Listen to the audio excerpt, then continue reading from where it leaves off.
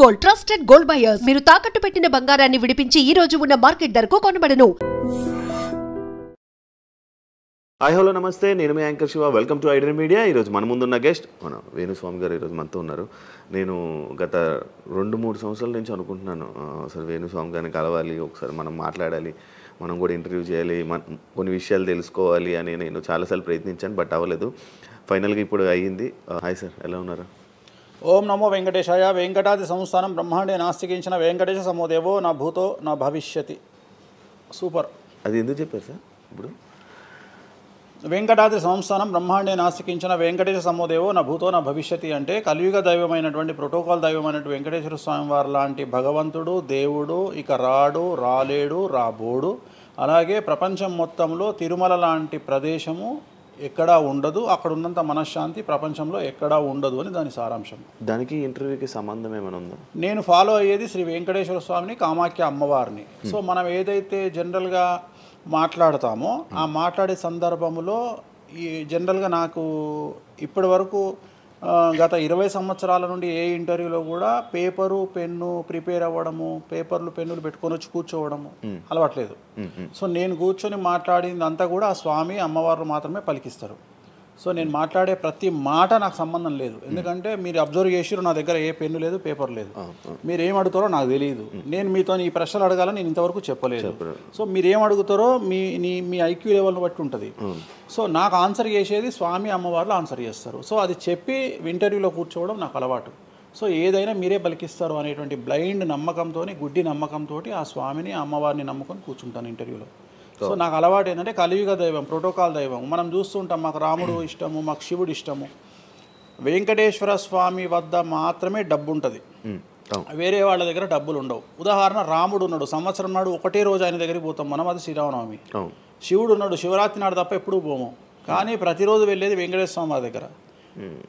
వెంకటేశ్వర స్వామి భోగమైనటువంటి అనుభవిస్తూ ఉంటాడు. ఆయనకు భోగ శ్రీనివాసులు అని వెంకటేశ్వర స్వామి వారు, మనం తిరుపతికి వెళ్తే తిరుపతిలో వెంకటేశ్వర స్వామి వారి దగ్గర చిన్న విగ్రహం ఉంటుంది కింద, దాన్ని భోగ వెంకటేశ్వర స్వామి అంటారు. అంటే ఆయనకున్నంత అనుభవించేదంతా ఆయన్ని అక్కడనే ఆ వెంకటేశ్వర స్వామి వారే అనుభవిస్తారు. సో అందుకనే ఆయనకు అంత లగ్జరీ లైఫ్ ఉంటుంది. సో లక్ష్మి కూడా వెంకటేశ్వర స్వామి వారి దగ్గరనే ఉంటుంది. అంటే మన కలియుగంలో ప్రోటోకాల్ దైవం అంటే వెంకటేశ్వర స్వామి. డబ్బును ఎంజాయ్ చేయాలి, డబ్బు రావాలి, లగ్జరీస్ అంటే వెంకటేశ్వర స్వామి. అందుకనే వెంకటేశ్వర స్వామి వారి మాట తీసుకొని మాత్రమే నేను ఇంటర్వ్యూని స్టార్ట్ చేస్తాను. మీకు డబ్బు రావాలి?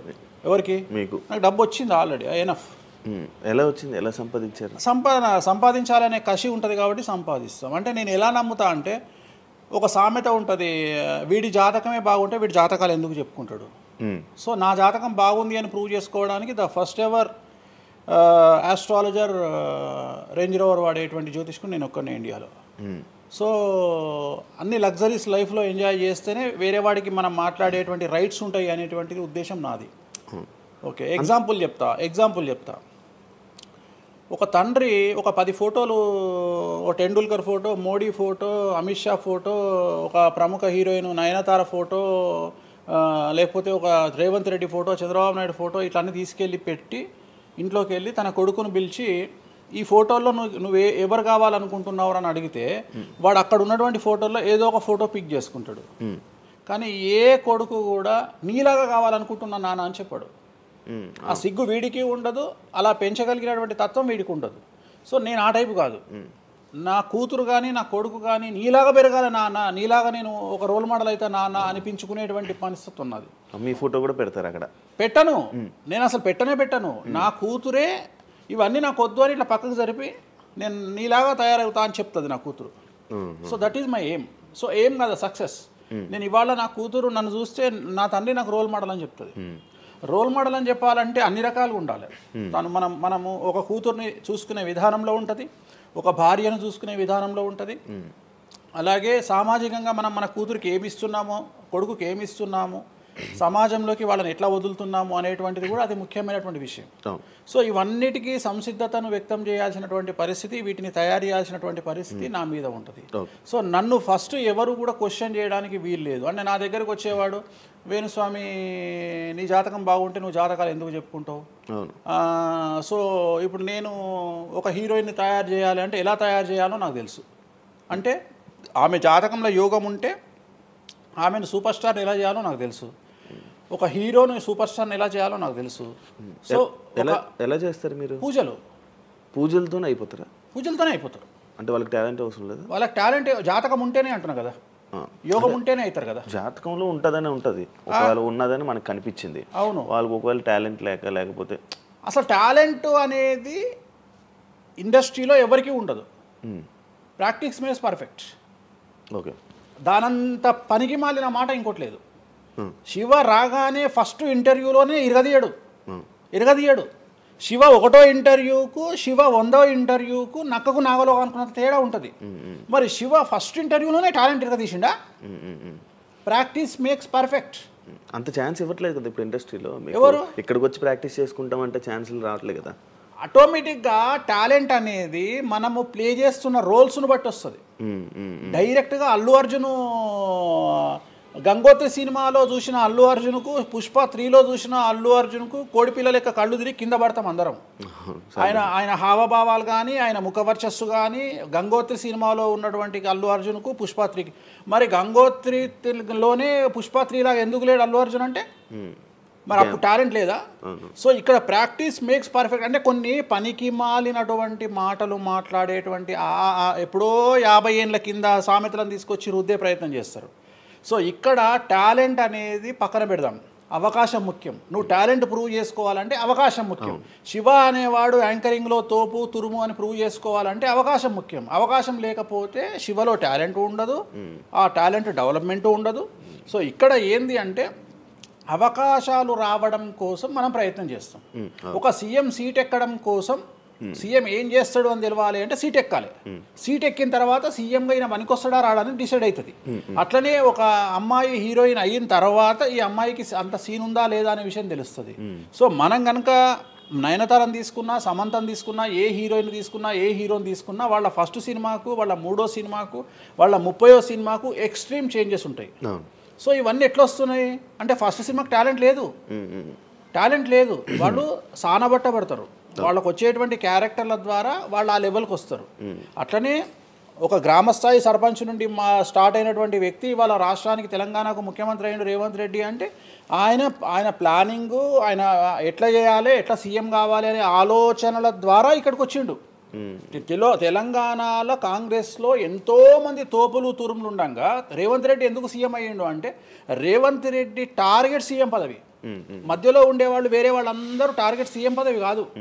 కానీ రేవంత్ రెడ్డి మాత్రమే అన్ని కష్టాలు పడ్డాడు, రేవంత్ రెడ్డి మాత్రమే సీఎం టార్గెట్ చేసుకొని వాళ్ళ పదవి వచ్చింది. సో ఇది ప్రాక్టీస్ మేక్స్ పర్ఫెక్ట్. సో మనం ఎంత ప్రాక్టీస్ చేస్తే అంత పర్ఫెక్ట్ అవుతాం. అంతేగాని టాలెంట్ చూపించుకోవాలి అంటే అవకాశం రావాలి, అవకాశం వచ్చిన దాన్ని వాడుకోవాలి, అన్నిటికంటే ధైర్యం కావాలి. There is no development in comfortable zone. కలియుగంలో కంఫర్టబుల్ జోన్లో ఎప్పుడూ డెవలప్మెంట్ ఉండదు. తెలంగాణ రాష్ట్రంలో కాంగ్రెస్ పార్టీలో మనం గనక కాంగ్రెస్ పార్టీలో ఉన్నటువంటి వ్యక్తులను తీసుకుంటే ఒక రేవంత్ రెడ్డి మినహా ఎవరు కూడా జైలుకి వెళ్ళలేదు. రేవంత్ రెడ్డి జైలుకు వెళ్ళడానికి కూడా సంసిద్ధత వ్యక్తం చేసినాడు, అలాంటి ఫైటింగ్ చేసినాడు. అంటే కంఫర్టబుల్ జోన్ దాటి రిస్క్ జోన్లో ఫైట్ చేయడం వల్ల ఇవాళ సీఎం అయినాడు. మిగతా వాళ్ళందరూ ఎక్కడనో దగ్గర భయపడ్డమో, బాధపడ్డమో, వెనకడికి వేయడం వల్లనో వాళ్ళు అక్కడనే ఉండిపోయారు. ఈయన మాత్రమే జైలుకు వెళ్ళి మరీ ఫైట్ చేసి వాళ్ళ సీఎం అయ్యాడు. అంటే ఎవరైతే కష్టపడతారో వాళ్ళకు ఫలితం దక్కుతుంది, ఎవరైతే కంఫర్టబుల్ జోన్లో ఉంటారో వాళ్ళు కంఫర్ట్ లెవెల్ అట్లనే ఉంటుంది. సో సమాజంలో మనం బయటికి వచ్చి ఫైట్ చేసి అన్నిటినీ ఎదుర్కొని 10 మందితో దొబ్బులు తిని సోషల్ మీడియాలో దొబ్బించుకొని కింద కామెంట్లు పెట్టించుకొని బండనాయదవా దొంగనాయదవా అని కామెంట్లు పెట్టించుకొని సో ఇవన్నీ ఓవర్కమ్ అయ్యి సమాజాన్ని అర్థం చేసుకొని ఓహో వీళ్ళంతా పనికి మాలిన వెధవలు కామెంట్ల రూపంలోనే ఉంటారు అని మనం ఫైట్ చేస్తూ ముందుకు వెళ్తేనే మనకు లైఫ్ దొరుకుతుంది.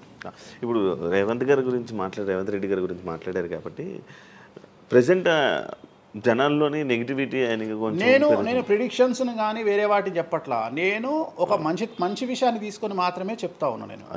నేను మంచి విషయాన్ని మాత్రమే తీసుకొని చెప్పాను. వేణుస్వామి గారు ఎప్పుడు అంటే లైక్ ఇందాక మాట్లాడుతున్నట్టు హీరోయిన్లు మనం టాలెంట్ ఉన్న వాళ్ళు చేస్తాం. ఎక్కువ వేణుస్వామి దగ్గర చేసుకున్న యాక్టర్స్ అమ్మాయిలే ఎందుకు వచ్చి చేయించుకుంటుంటారు పూజలు వేణుస్వామి గారి దగ్గర? ఒక రాజు కావాలంటే రాజ్యం కావాలి, ఒక రాణి కావాలంటే రాజు ఉంటే సరిపోతుంది. అర్థం కాలేదా? ఒక వ్యక్తి రాజు కావాలంటే రాజ్యాన్ని సంపాదించాలి. రాజ్యాన్ని సంపాదించాలంటే సగం జీవితం సంక నాకిపోతుంది ఒక వ్యక్తికి. అంటే శివ అనే వ్యక్తి ఒక 100 కోట్ల రూపాయలు సంపాదించాలంటే సగం జీవితం సంక నాకిపోతుంది. అవును, రైట్. కానీ శివను పెళ్లి చేసుకోవడానికి ఒక అమ్మాయికి మ్యాక్సిమం 10 మినిట్స్ చాలు. ఎస్, అంటే శివ నచ్చితే చాలు, శివకు అమ్మాయి నచ్చితే చాలు, పని అయిపోయింది. అంటే 10 నిమిషాల్లో ఆ అమ్మాయి 100 కోట్ల వారసురాలు అయిపోయింది. అలాగే 100 కోట్ల అధిపతి కూడా తనకు దక్కిండు. సో అమ్మాయిల డెవలప్మెంట్ అనేది ఎక్స్ట్రీమ్గా ఉంటుంది, ఎక్స్ట్రీమ్గా ఉంటుంది. ఉదాహరణ, ఒక ఇంటర్వ్యూకు 10 మంది అమ్మాయిలు 3 అబ్బాయిలు వస్తే ఈ 10 మంది అమ్మాయిల ఇంటర్వ్యూలు అయిపోయినాక వీళ్ళు సెలెక్ట్ కాకపోతే వాడి అదృష్టం మహాసుడిగా ఉంటే వాడు వస్తాడు సీన్లోకి. అంతే తప్ప 99% వీడు ఇక్కడనే కథం అయిపోతారు అమ్మాయిల దగ్గరనే, వాడికి అంత అవకాశం ఉండదు. సో కలియుగం అనేది 2002 తర్వాత షిఫ్ట్ అయింది. ఒకప్పుడు ఆడవాళ్ళకి అవకాశాలు తక్కువ, మగవాళ్ళకి ఎక్కువ. ఇప్పుడు టోటల్ రివర్స్ అయింది. ఏంటంటే 95% అవకాశాలు అమ్మాయిలకే ఉంటాయి, ఒక 5% మాత్రమే అబ్బాయిలకు ఉంటాయి. అందుకే అబ్బాయిలు అందరూ ఇప్పుడు అమ్మాయిలా మారిపోతున్నారు అంటారా? బెస్ట్ కదా. ఇప్పుడు మొత్తం జెండర్ అంతా మారిపోయింది. కారణం ఏంటంటే అమ్మాయిలకు ఉండేటువంటి వెసులుబాటు అబ్బాయిలకు ఉండదు. నేను అదే చెప్తున్నా. ఇప్పుడు మగవాడు కష్టపడి పైకి రావడానికి చాలా టైం తీసుకుంటుంది, ఆడవాళ్ళు పైకి రావడానికి చాలా ఈజీగా పైకి వస్తారు. నేను అనేది ఏంటంటే వాళ్ళ కష్టముతో పాటు వాళ్ళ గ్లామర్ వాళ్ళకు తోడవుతుంది. అవును, ఇప్పుడు మీరు ఏ పాయింట్ చెప్పారు అర్థమైంది. ఇప్పుడు అమ్మాయిలకి ఎలాగో అవకాశాలు ఉన్నాయి కదా, మరి ఆల్రెడీ వాళ్ళకి ఎలాగో అవకాశాలు వస్తాయి కాబట్టి మరి మీరు వాళ్ళని ఎందుకు అమ్మాయిలనే చూడడం? అబ్బాయిలు అంటే రాని వాళ్ళకు నేను చూస్తున్నా. ఇప్పుడు వచ్చిన వాళ్ళు నా దగ్గరికి రారు కదా. ఓకే, ఇప్పుడు కరోనా వస్తేనే హాస్పిటల్కి పోతాడు, కానీ కరోనా రాకముందే పండుకోడు కదా హాస్పిటల్. సో అట్లనే వేణుస్వామితో పని ఉంటేనే వస్తారు. రెండవది, అమ్మాయిలకు ఉండే వెసులుబాటు ఏంటంటే అబ్బాయిలు కూడా చేసుకుంటారు నా దగ్గర, కానీ అబ్బాయిల డెవలప్మెంట్ అనేది చాలా తక్కువగా ఉంటుంది. ఉదాహరణ, నా దగ్గరికి వచ్చే అమ్మాయిలు ఓన్లీ సినిమా కోసం రారు. చాలామందికి తెలియదు ఈ విషయం. అంటే చాలామంది ఏమనుకుంటారంటే వేణుస్వామి దగ్గరికి వచ్చే అమ్మాయిలు సినిమా కోసమే వస్తారు, రారు. నా దగ్గరికి వచ్చే అమ్మాయిలు ఒక రాజకీయ నాయకురాలిగా వక్తగా కావాలని వస్తారు. సో పొలిటీషియన్ కావాలని వస్తారు. అన్నిటికంటే ఎంటర్ప్రెన్యూర్ కావాలని వస్తారు. ఒక బోటికో లేకపోతే ఒక గోల్డ్ షాపో ఏదో పెట్టుకొని బిజినెస్ కోసం వస్తారు.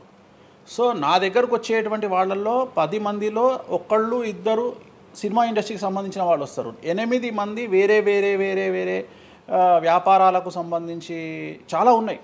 ఇప్పుడు లైసెన్సింగ్ చేసేవాళ్ళు ఉన్నారు, చాలామంది తెలియదు. ఇప్పుడు ఢిల్లీలో లైసెన్సింగ్ చేసేవాళ్ళు 100 మంది అమ్మాయిలు ఉన్నారు నాకు తెలిసిన వాళ్ళు. అంటే పెద్ద పెద్ద కాంట్రాక్ట్లు ఇప్పించేవాళ్ళు, పెద్ద పెద్ద వాళ్ళు. సో అలాంటి వాళ్ళు నా దగ్గరికి ఎక్కువగా వస్తారు. అంటే నా దగ్గరికి వచ్చేవాళ్ళు ఈ ఉద్యోగాలు చేసుకునే వాళ్ళు, ఇలాంటి వాళ్ళు రారు. నేనేమంటానంటే job is a biggest scam in the world. ప్రపంచంలో ఉద్యోగం అనేది అతిపెద్ద స్కామ్. సో దాన్ని ఇప్పుడు ఒక కోతి ఉంది, ఆ కోతికి మీరు డజన్ అట్టిపళ్ళు ఇవ్వండి, ఒక 2000 రూపాయలు ఇవ్వండి, అది డజన్ అట్టిపళ్ళే తీసుకుంటుంది. కానీ ఈ 2000 రూపాయలతోటి నేను ఒక 10 గెలలు కొనుక్కుంటానే నాలెడ్జ్ దానికి లేదు. అంటే ఒక రకంగా జాబ్ అనేది ఇచ్చి ఆ వ్యక్తిని మనం మోసం చేయడం. సో జాబ్కి అలవాటు అయిపోయిన వాడు కంఫర్టబుల్ జోన్లోకి వెళ్ళిపోతాడు. సో నేనేం చెప్తా అంటే ఆ జాబు నుండి మనమే 100 జాబులు ఇచ్చే స్థాయికి ఎదగాలి అనే కసి ఉండి అక్కడికి వెళ్ళాలి. ఆ కసి ఉంటేనే పని లేదు. కలియుగంలో కష్టపడి అనే మాట మాట్లాడితే దానంత దరిద్రం ఇంకోటి లేదు. ప్రపంచంలో అతి పెద్దగా ఎక్కువగా కష్టపడేది గాడిది. అది ఈ పాటికి ఎక్కడో ఉండాలి, అది లేదు. రైట్. సో మనం కష్టపడడం కాదు, బ్రెయిన్తో పని చేయాలి. కష్టంతో పాటు బుర్ర ఉండాలి. కష్టం అనేది పనిచేయదు. నేను ఏమంటున్నానంటే ఈ ప్రపంచంలో బాగా కష్టపడేటువంటి మనిషి డ్రైనేజీలోకి దిగి పనిచేసేటువంటి సేవకుడు. సో ఆయన పడే కష్టానికి పర్ డే 10 లక్షలు ఇచ్చినా తక్కువనే, కానీ మనం ఆయనకి అట్లా ఇవ్వట్లా. అంటే ఇక్కడ బ్రెయిన్తో పనిచేసే వాడికే డబ్బు మిగులుతుంది. నేను మాట్లాడేది బ్రెయిన్తో. కానీ అమ్మాయిలకు బ్రెయిన్ కంటే కూడా వాళ్ళ అందముతో పనిచేస్తే డబ్బులు దొరుకుతాయి. ఇప్పుడు ఇప్పుడు మనం ఉన్నాం, నువ్వో నేను ఒక ఇన్స్టాగ్రామ్లో పోస్ట్ పెడితే ఎవరు చూడు. అదే ఒక అమ్మాయి పెడితే 2 మిలియన్లు వెళ్ళిపోతుంది. ఇప్పుడు అదే కదా జరిగేది. ఇప్పుడు బెట్టింగ్ యాప్స్లోకి వీళ్ళు ఎందుకు వచ్చారంటే వాళ్ళను ట్రాప్ చేసేవాడు కూడా ఈ అమ్మాయిలకు 2 మిలియన్ల ఫాలోవర్స్ ఉన్నారు, కనీసం మిలియన్కు రీచ్ అవుతుంది వీళ్ళ వీడియో అనే ఉద్దేశంతో పెట్టిస్తున్నాడు.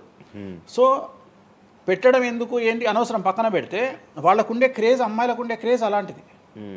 నేను అదే చెప్తున్నా, ఆ క్రేజ్ అమ్మాయిలకు చాలా ఈజీగా వస్తుంది. ఎందుకంటే గ్లామర్గా ఉండే అమ్మాయిలు చాలా ఈజీగా జనాల్లోకి వెళ్ళిపోతారు. సో చాలా వాళ్ళకు ఉండే అవకాశాలు చాలా ఎక్కువ. ఇప్పుడు రీసెంట్ మీరు బెట్టింగ్ యాప్ ఇన్ని రోజులు లేని బెట్టింగ్ యాప్ అంటే గత 2 సంవత్సరాల నుంచి ఫైట్ చేస్తున్నారు బెట్టింగ్ యాప్ల గురించి వీళ్ళు సడన్గా ఇప్పుడు సెలబ్రిటీలు అందరూ బెట్టింగ్ యాప్లు ఇరుక్కుంటున్నారు. సెలబ్రిటీలే కాదు, 2025 సంవత్సరంలో సెలబ్రిటీ అనే ప్రతి ఒక్కడు ఏదో సమస్య ఇరుకుతాడు. అది అల్లు అర్జున్తోనే స్టార్ట్ అయింది. సో జాతకంలో అల్లు అర్జున్ యోగంలో 6వ ఇంట్లో శని, అల్లు అర్జున్ది కన్యారాశి. కన్యారాశి 6వ ఇంట్లో శనిలో ఉండగా అల్లు అర్జున్ జైలుకి వెళ్ళాడు.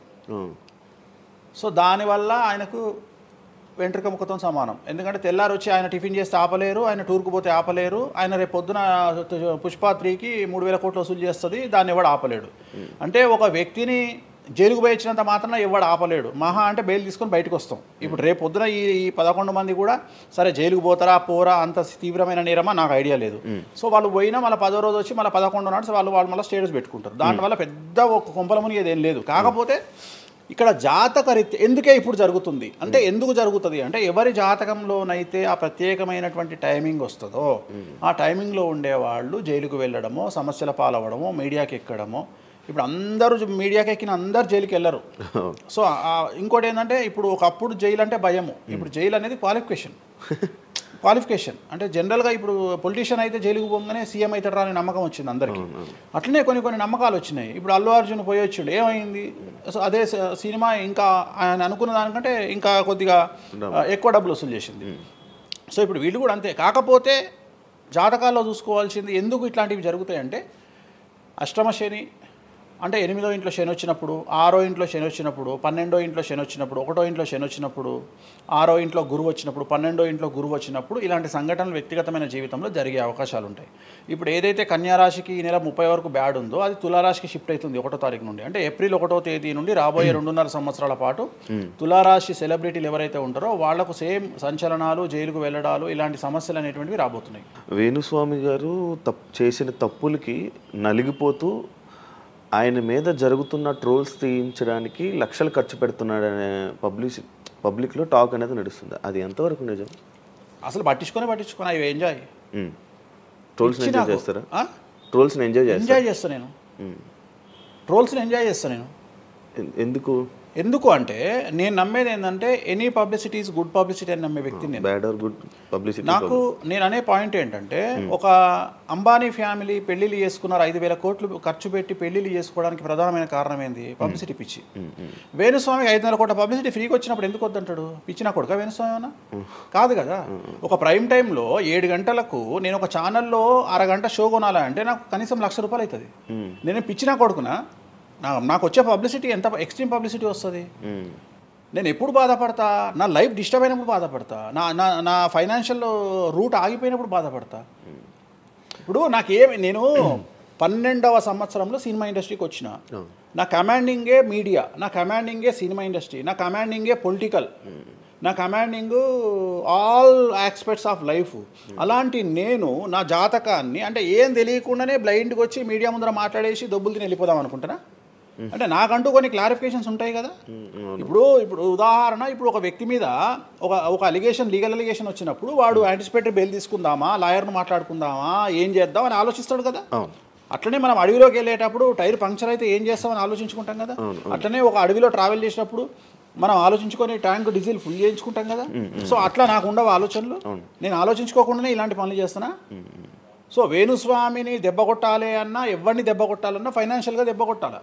బట్ నేను అవకాశం అవతల వాడికి ఇయ్యాను. కారణం ఏంటంటే ఒక ఎలుకలాగానో ఒక పాములాగానో, ఒక ఎలుక కానీ పాము కానీ తన శత్రువుల దాడి నుండి బయటికి రావాలంటే 7 నుండి 8 బొక్కలు చేసుకుంటుంది ఒక హోల్లో. అంటే ఇటు రాడ్ పెడితే ఇటు వెళ్ళిపోతుంది, ఇటు రాడ్ పెడితే ఇటు వెళ్ళిపోతుంది. సో అట్లనే నేను ఒక 4-5 రకాల ఆర్థిక వనరులను ఏర్పాటు చేసుకున్నా. నా మెయిన్ ఇది కాదు, ఇది కాకుండా ఇంకా 4-5 రకాల ఆర్థిక వనరులను ఏర్పాటు చేసుకున్నా. ఈరోజు దుకాణం బంద్ చేయమంటే ఇదే క్షణంలో దుకాణం బంద్ చేసి కాలు మీద కాలేసుకొని నా పనులు నేను చేసుకుంటా. సో అంత కంఫర్టబుల్ జోన్లో ఉన్నా నేను. సో నాకు టెన్షన్ లేదు. నాకు అంటే నన్ను ఎవడో ఆపేస్తాడు, నేను ఆగేయాలి ఏం లేదు, హ్యాపీగా వెళ్ళిపోతుంది. సపరేట్ బిజినెస్లు ఉన్నాయి నాకు. 190 వ్యాపకాలు ఉన్నాయి నాకు. నన్ను జ్యోతిష్యం నేను 4 నెలలు జ్యోతిష్యం చెప్పుకోకపోతే జ్యోతిష్యం మీద సంపాదించేదానికంటే ఇంకో ₹5 ఎక్కువ సంపాదించుకున్నా. ఇప్పుడు మధ్యలో నేను ఒక 4 నెలలు రెస్ట్ తీసుకొని నాకు వేరే వ్యాపకాలు చూసుకుంటే నాకు ఈజీ, ఎందుకంటే నేను కాన్సన్ట్రేషన్ చేయలేకపోతున్నా. సో ఇప్పుడు నాకు దొరికింది మొన్నటి వరకు, నేను ఆ పని చేసుకున్నా. రెండోది ఉగాదికే కదా నేను మాట్లాడేది, తర్వాత ఏం మాట్లాడతా. రెండోది ఏంటంటే కొన్నిసార్లు మనకు కొన్ని విచక్షణ కొన్ని జ్ఞానాలు కలుగుతాయి, కొన్నిసార్లు కలుగుతాయి. ఇప్పుడు నాకు కూడా అదే జ్ఞానం కలిగింది. ఎందుకు అంటే ఇక్కడ వ్యాక్యూమ్ నేను కవర్ చేసిన, టాలీవుడ్లో తెలుగులో వ్యాక్యూమ్ కవర్ చేసిన, ఇక్కడ ఏం లేదు. సో నేను వ్యాక్యూమ్ ఇంకా క్లియర్ చేసుకోవాలి, ఇంకా పెంచుకోవాలి అంటే బాలీవుడ్కు పోవాలి, కన్నడ పోవాలి, తమిళ్ పోవాలి. సో అటువైపు నేను కాన్సన్ట్రేషన్ చేస్తున్నా ఎక్కువగా. అందుకని నేను ఇక్కడ సెలబ్రిటీల గురించి చెప్పడం ఆపేసిన, తెలుగు సెలబ్రిటీల గురించి చెప్పడం లేదు. ఇప్పుడు మీరు పాన్ ఇండియా ఆస్ట్రాలజీ 100% తప్పేముంది? అదే విన్నాను రీసెంట్. యుఎస్, దుబాయ్ అవన్నీ వెళ్తున్నారంట. అంటే దాని అర్థం క్లయింటేల్ ఉందనే కదా. ఇప్పుడు మన యూరప్ పోయి వచ్చిన సరే, ఒక పెద్ద విషయంలో వెళ్ళేసి వచ్చిన చెప్పుకోవాలని లేదు, చెప్పను. క్లయింటేల్ ఉంది. ఆస్ట్రేలియాకి రెగ్యులర్గా ఎవ్రీ 3 months ఆస్ట్రేలియా పోతా, ఎవ్రీ 3 months లండన్ పోతా నా క్లయింటేల్కు. తప్పేముంది? అంటే ఉన్నట్టే కదా, నేను అనేది ఉన్నట్టే కదా. ఇప్పుడు విచక్షణ కలిగిన వాడు ఆలోచిస్తాడు. అంటే వేణుస్వామి మీద ఎందుకు వస్తున్నాయి రూమర్స్, ఎందుకు వేణుస్వామిని టార్గెట్ చేస్తున్నారు, నాకు అనవసరం. వాళ్లకు అవసరం ఉన్నోడు ఎంక్వైరీ చేసుకొని నా దగ్గరకు వస్తాడు. నేను ఇంకోటి అందరికి ఒకటే చెప్తా, నా పాజిటివ్ వీడియోల కంటే నా నెగిటివ్ వీడియోలే చూడండి. ఫస్ట్ జనాలు నన్ను ఎక్కిన వీడియోలు చూడండి, నన్ను దొబ్బిన వీడియోలు చూడండి, నా గురించి నెగిటివ్గా పెట్టిన వీడియోలు చూడండి. అప్పటికీ మీకు నా మీద నమ్మకం కలిగితేనే నా దగ్గరికి రండి, లేకపోతే రావద్దు. ఫస్ట్ వాటిని ఎంజాయ్ చేయండి, వాటిని ఫుల్ ఎంజాయ్ చేయండి, చేసి నా దగ్గరికి రండి. అట్లాంటి వాళ్ళే నా దగ్గరకు వస్తారు. అవునా? నాకు అదే కావాలి. చెప్పారా? నాకు అదే, నాకు టీవీలో ఇప్పుడు కూడా చెప్తున్నా కదా, వాళ్ళు వచ్చిన వాళ్ళు ఎవరైనా వచ్చిన వాళ్ళు చెప్తారు కదా. ఇప్పుడు ఉదాహరణ ఏమంటారు అంటే, ఇప్పుడు కామాఖ్య ఉంది, కామాఖ్యకి వెళ్తే ఇప్పుడు ఎవరో ఒకళ్ళు పబ్లిసిటీ చేసిరు, కామాఖ్యలో నాన్ వెజ్ ఉండదు, లిక్కర్ ఉండదు అని చెప్పి పబ్లిసిటీ చేసిరు. చెయ్యంగానే నా కామాఖ్య మెట్లెక్కగానే కనిపించేది నాన్ వెజ్, కామాఖ్య మెట్లెక్కగానే కనిపించేది లిక్కరు, గర్భగుడిలో ప్రదర్శనం చేస్తున్నంతసేపు మనకు కనిపించేది నాన్ వెజ్, లిక్కరు. సో అక్కడికి ఇప్పుడు ఎగ్జాంపుల్ చెప్తా. ఇప్పుడు శివ అనే వ్యక్తి కామాఖ్యకి ఇంతవరకు వెళ్ళలేదు. సో ఇప్పుడు ఏమనుకుంటాడంటే, వేణుస్వామి గురించి చెప్పిన ప్రచారాన్ని శివ నమ్ముతాడు. నాకు అదే కావాలి, ఇప్పుడు నమ్మడమే కావాలా. కానీ శివ నెల తర్వాత కామాఖ్యకి వెళ్తాడు. వెళ్ళిన తర్వాత ఎక్కడ చూసినా అడుగున నాన్ వెజ్, లిక్కర్ కనిపిస్తుంది శివకు. శివకు లాస్ట్కు ప్రసాదం కూడా నాన్ వెజ్ ఇస్తారు, ప్రసాదం కూడా లిక్కరే ఇస్తారు. అంటే తాగునాయన అని చెప్పి చేతిలో పోస్తారు. అంటే తీర్థంలో లిక్కర్ పోసి మీకు తీర్థం ఇస్తారు, మీరు తీర్థం తాగుతారు, లిక్కర్ పోసిరు. అప్పుడు ఒకసారి మీకు గుర్తొచ్చేది ఎవరు? వేణుస్వామి. ఓహో, వేణుస్వామి చెప్పింది 100కు 100% నిజము. అంటే మనం మూర్ఖులము, ఇన్ని రోజులు నమ్మింది, మనం తప్పు చేసినాం వేణుస్వామి విషయంలో. అక్కడికి వెళ్ళే వాళ్ళు క్షుద్ర పూజలు వీళ్ళు వాళ్ళు వెళ్తుంటారు. అసలు క్షుద్రం అంటే ఏంది? క్షుద్ర పూజలు శ్మశానంలో చేస్తారు. ఇవి వామాచార పూజలు. మందులలో, అలోపతి మందుల్లో రెగ్యులర్ మందులు స్టిరాయిడ్స్ లాగా, స్టిరాయిడ్స్ అనేవి ఇవి. సో నాలెడ్జ్ లేకపోతే నిమ్మకాయలు పెట్టిన ప్రతి చోట క్షుద్ర పూజ అంటే, శ్రీకాళహస్తిలో నిమ్మకాయలతోనే పూజ చేస్తారు. క్షుద్ర పూజ నాది అంటే వేణుస్వామి పూజలు చేయడం క్షుద్ర పూజలు, వామాచార పూజలు. నేను అనేది ఏంటంటే, నేను ఇప్పుడు ఇందాక అదే చెప్పిన, అనేవాడు ఫిల్టర్ లేకుండా ఎన్నన్నా అనుకోని, ఒకవేళ అట్లా అనుకుంటే వేణుస్వామి క్షుద్ర పూజలు చేస్తే సోషల్ మీడియాలో ఎందుకు పెట్టుకుంటాడు? నా లైఫ్లో నేను చెప్పేది ఒకటే, నేను ఆస్ట్రాలజీలో కానీ బ్రాహ్మణ్ కమ్యూనిటీలో కానీ నేను సన్నీ లియోను. నేను నా బట్టలు నేనే ఇప్పుకుంటా, నేను ఎవ్వరిని ఇప్పనియ్యా, నా బట్టలు నేనే ఇప్పుకుంటా. నేను దొంగతనంగా ఇవాళ వరకు పూజ చేసినా, దొంగతనంగా చెయ్యలేదు. పైన పూజ అవుతుంది, మీరు కెమెరా తీసుకొని పోయి పెట్టుకోండి. నాన్ వెజ్ పెట్టిర్రు, లిక్కర్ పెట్టిర్రు, పైన పూజ అవుతుంది. సో మీ ఇష్టం వచ్చినవి తీసుకోండి. నేను శాస్త్రానికి విరుద్ధంగా చేస్తే అమ్మవారు నన్ను సర్వనాశనం చేస్తుంది. నాకెవడన్నా అడ్డొచ్చి అనవసరంగా అమ్మవారిని బద్నాం చేస్తే వాడు సర్వనాశనం అవుతాడు. Simple logic. ఇంట్లో పెద్ద ఏం లేదు, ఇంట్లో నేను పెద్ద గొప్పగా చెప్పుకునేదే లేదు. వామాచారాన్ని క్షుద్ర పూజలుగా భావించి మాట్లాడుకుంటే మీ కర్మ. ఇంకోటి, నేను ఎందుకు లైవ్లో పెడతా పూజలన్నీ, ఎందుకు పెడుతున్నా అంటే నేను చేసేటి సక్రమమైనటువంటివి కాబట్టే పెడుతున్నా. ఇంకోటి, ఎక్స్ప్లోర్ చేసేవాడికి తెలుస్తాయి ఇవన్నీ. కామాఖ్య పోవాలంటే పోయేటప్పుడు 15,000, వచ్చేటప్పుడు 15,000, 30,000 రూపాయల ఫ్లైట్ టికెట్ ఎక్కి పోవాలి.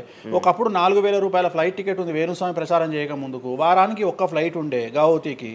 ఇవాళ ప్రతిరోజు పోవడానికి 3 ఫ్లైట్లు, రిటర్న్ రావడానికి 4 ఫ్లైట్లు వేణుస్వామి వల్ల ఏర్పడ్డాయి. ఇవాళ తెలుగు, మీరు కామాఖ్య టెంపుల్కి వెళ్తే ప్రతి 10 మందిలో 5 తెలుగు వాళ్ళే ఉంటారు, కర్ణాటక వాళ్ళు ఉంటారు, తమిళ వాళ్ళు ఉంటారు.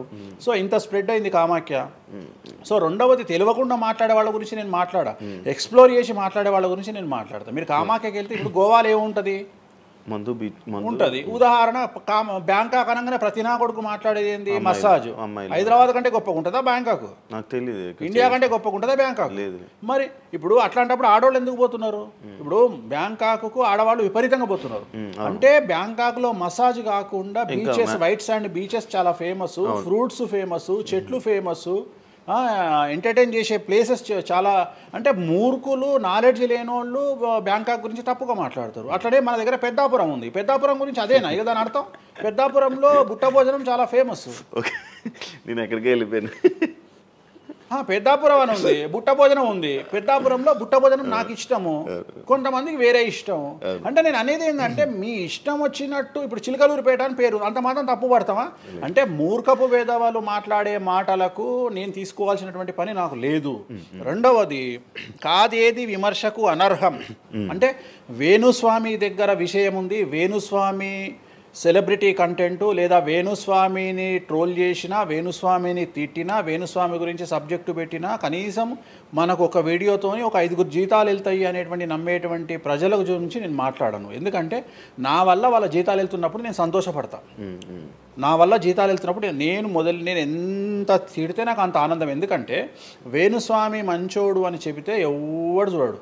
వేణుస్వామిని తిడితే 5 లక్షలు చూస్తారు. 5 లక్షలు అంటే కనీసం 30,000 రూపాయలు. అంటే నాకు తెలియదు సరిగా, ఒక జీతం వెళ్ళిపోతుంది కదా. సో నేను అనే పాయింట్ ఏంటంటే, నన్ను తిడితే నేను అసలు బాధపడను, నన్ను తిడితే నేను సంతోషపడతా. కారణం ఏంటంటే అట్లీస్ట్ ఆ వీడియోతోని నన్ను ఒక 1000 మంది అన్న గుర్తుపడతారు. ఇప్పుడు ఆస్ట్రాలజీ పరంగా నాకుండే గుర్తింపు నాకుంది, నేను కాదనను. కానీ ఇంకా నా గుర్తింపు నేను పెంచుకోవాలంటే ఎట్లా పెంచుకుంటా? నాతో అయిపోయింది. ఇంతకంటే నేను ఏం చేయలేను. ఇక నేను మ్యాక్సిమం చేసేసిన ఆస్ట్రాలజీలో. ఇప్పుడు వేణుస్వామి అంటే సౌత్ ఇండియాలో వేణుస్వామి అనగానే ఆస్ట్రాలజీ పేరు వస్తుంది, ఆస్ట్రాలజీ అనగానే వేణుస్వామి వస్తుంది. ఎవడు అవునన్నా కాదన్నా నేనే మార్గదర్శకం, దీంట్లో అనుమానమే లేదు. కానీ ఇంతకంటే నాకు ఇంకేదో కావాలి అంటే నేను డబ్బులు. ఇప్పుడు మీరు నా దగ్గరకు వచ్చిర్రు, ఎక్కడైనా నా నేమ్ ప్లేట్ మీరు చూసిరా? నా ఫోటో కనిపిస్తుందా మీకు నా ఆఫీస్లో? లేదు. అది నా రేంజ్, అది నా రేంజ్. నాకు విజిటింగ్ కార్డు ఉండదు, నాకు విజిటింగ్ కార్డు ఉండదు, నాకు నేమ్ ప్లేట్ ఉండదు, నాకు నా ఫోటో ఉండదు ఎక్కడ. అమ్మవారి ఫోటోలు, వెంకటేశ్వర ఫోటోలు తప్ప నా పర్సనల్ ఫోటోలు నేను ఎక్కడ పెట్టుకోను. మీరు నన్ను వేణుస్వామి కాదు ఎల్లయ్య అన్న నేను యాక్సెప్ట్ చేస్తాను. ఒకవేళ ఒకరోజు యాంకరింగ్లో ఒక ఆమె ఏం చేసిందంటే, అమ్మాయి ఇంటర్వ్యూ చేయబోతూ వేణుస్వామి కాకుండా ఏదో కొత్త పేరు చెప్పింది. కొత్త పేరు చెప్పి భయపడ్డది. అంటే నేను ఫ్లోలో చెప్పేసి భయపడ్డది. స్వామి తప్పు చెప్పినా అంటే నీ ఇష్టం వచ్చిన పేరు చెప్పుకోపో అన్న. జనాలకైతే నేను వేణుస్వామి అని తెలుసు కదా. ఇప్పుడు వేణుస్వామి బొమ్మేసి పుల్లయ్య అంటే అయితే వేణుస్వామి అనుకుంటారు కదా జనాలు. నేను అనేది అది. సో నాకు ఎంత విమర్శ చేస్తే ఐఎమ్ ఫీల్ హ్యాపీ. అదే మీ గురించి మీరు అంత క్రియేట్ జనాల్లో అందరికీ తెలుసు, అంత ఉంది ఆల్రెడీ. నేను మౌత్ పబ్లిసిటీని నమ్ముతా. రెండవది సింపుల్ లాజిక్. తెలుగు జనాలు అంత పిచ్చోళ్ళ. ఎక్కడ ఎవరి గురించి నెగిటివ్ పడుతుంది, ఏం పడుతుంది, ఎందుకు పడుతుంది, దీని వెనకాల ఏం జరుగుతుంది అని ఆలోచించలేనంత చవటలో నేను అనుకోను. ప్రతి యాడ్ను క్షుణ్ణంగా పరిశీలిస్తారు, ప్రతి టీవీలో టెలికాస్ట్ అయ్యే ప్రతిదీ క్షుణ్ణంగా పరిశీలిస్తారు, దీని వెనక వీళ్ళ మోటో ఏంది అనేది కూడా ఆలోచిస్తారు. సో చాలా సింపుల్గా అనలైజ్ చేస్తారు. సో అంత మాత్రాన నాకు వచ్చేదేముంది, జనాలు ఒకటి నన్ను విమర్శించేవాడికి లేదా నన్ను శత్రువుగా భావించేవాడు ఆ 2 రోజులు మంది ఎక్కువ తాగుతాడు, 2 పెగ్గులు, అంతకుమించి వాడు వీకేది ఏం లేదు. రెగ్యులర్గా తాగే మందు కంటే 2 పెగ్గులు ఎక్కువ తాగుతాడు, 2 ముక్కలు ఎక్కువ తింటాడు. ఎందుకంటే అబ్బా వేణుస్వామికి ఏదో అయిపోయింది అని. కానీ అంతకుమించి జరిగేది ఏముంటుంది? వేణుస్వామి మర్డర్ చేసినా, మానభంగం చేసినా రాజ్యాంగానికి అతీతంగా లోపలికి పోతాడు.